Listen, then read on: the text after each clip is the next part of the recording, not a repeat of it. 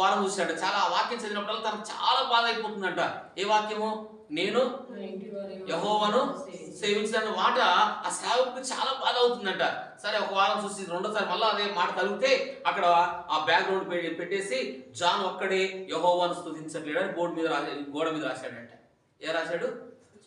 నేను నా ఇంటి వాళ్ళందరూ దేవుని ఆరాధిస్తున్నాను, కానీ నా కొడుకు ఒకడే ఇష్టానుసారంగా జీవిస్తున్నాడు, ఇష్టానుసారంగా బ్రతుకుతున్నాడు, లోకానుసారంగా జీవిస్తున్నాడు. ఎవరు ఆయన? పాస్టర్ కొడుకు. ఎవరు కొడుకు? పాస్టర్ కొడుకు ఇష్టానుసారంగా నడుచుకుంటున్నాడు. కాబట్టి ఇప్పుడు ఆ బోర్డు ఏం రాశాడు? గోడ మీద ఏం రాశాడు చెప్పండి?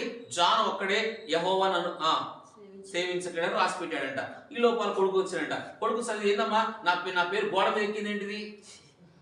ఎక్కడ ఎక్కిందండి ఆయన పేరు? ఇట్లా రాసింది నానంటే నువ్వు అందరూ ఆరాధిస్తున్నావు అంటే నువ్వు ఒక్కడే ఆరాధించట్లేవరంటరా అని చెప్పగానే ఆ మాట చదివి పశ్చాత్తాపడి, ప్రభువా నేను కూడా ఈ రోజు నుండి నిన్ను ఆరాధిస్తానయ్యా,